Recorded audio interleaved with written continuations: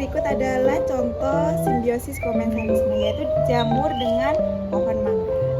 Di sebuah halaman yang tenang, berdiri pohon mangga yang rindang. Batangnya kokoh, daunnya lebat, memberi keteduhan bagi sekitarnya.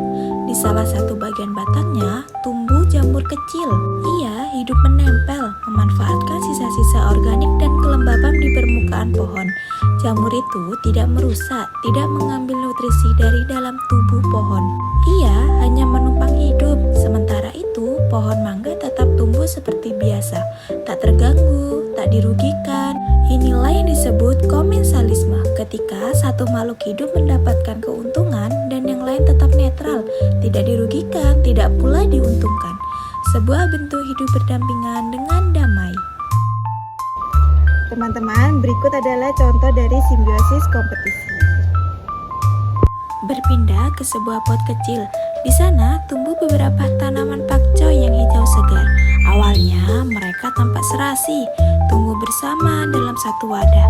Namun di balik itu ada persaingan yang tak terlihat. Akar mereka saling berebut air dan nutrisi dari tanah.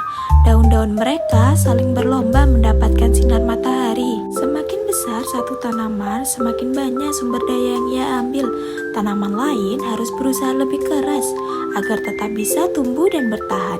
Inilah kompetisi, hubungan di mana makhluk hidup saling bersaing karena memiliki kebutuhan yang sama. Tidak ada yang benar-benar ingin mengalah karena setiap makhluk hidup berjuang untuk bertahan.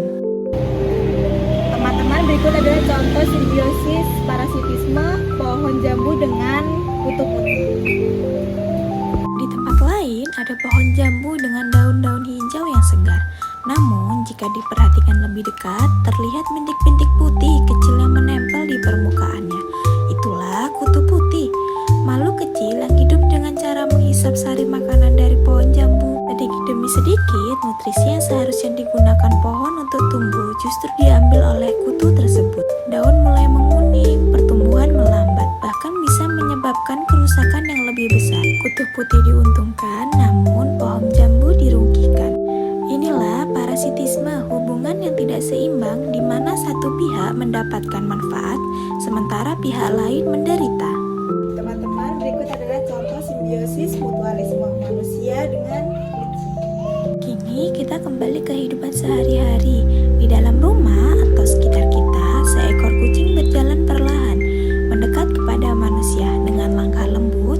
Ia mencari perhatian. Manusia memberinya makanan, tempat tinggal, dan kasih sayang. Kucing pun tumbuh sehat dan merasa aman. Namun, hubungan ini tidak sepihak. Kucing memberikan kebahagiaan, mengusir rasa sepi, bahkan membantu mengendalikan hama kecil seperti tikus atau serangga. Ada kehangatan, ada kedekatan yang membuat keduanya saling membutuhkan. Inilah mutualisme, hubungan di mana kedua makhluk hidup saling menguntungkan, saling memberi dan saling menerima. Dari jamur kecil di batang pohon hingga kucing yang menemani manusia, simbiosis mengajarkan kita bahwa setiap makhluk hidup saling terhubung dalam cara yang berbeda-beda namun tetap bermakna. Ada yang hidup berdampingan tanpa gangguan, ada yang saling bersaing, ada pula yang saling menyakiti, dan ada yang saling menguatkan. Alam tidak pernah benar-benar diam. Ia terus bekerja menciptakan keseimbangan melalui hubungan-hubungan ini. Dan mungkin tanpa kita sadari, kita pun menjadi bagian dari simbiosis itu sendiri. Dari berbagai jenis simbiosis yang telah kita pelajari, kita dapat memahami bahwa setiap makhluk hidup memiliki cara masing-masing untuk bertahan dan berinteraksi. Ada yang saling menguntungkan, ada yang saling bersaing, ada pula yang tanpa sadar merugikan satu sama lain. Namun dari semua itu terlihat bahwa hubungan-hubungan ini membentuk keseimbangan dalam kehidupan. Simbiosis bukan hanya tentang hubungan antar makhluk hidup, tetapi juga tentang bagaimana setiap makhluk menjalankan perannya di alam. Melalui pemahaman ini, kita diharapkan dapat lebih menghargai kehidupan di sekitar kita, serta menjaga keseimbangan alam agar tetap lestari.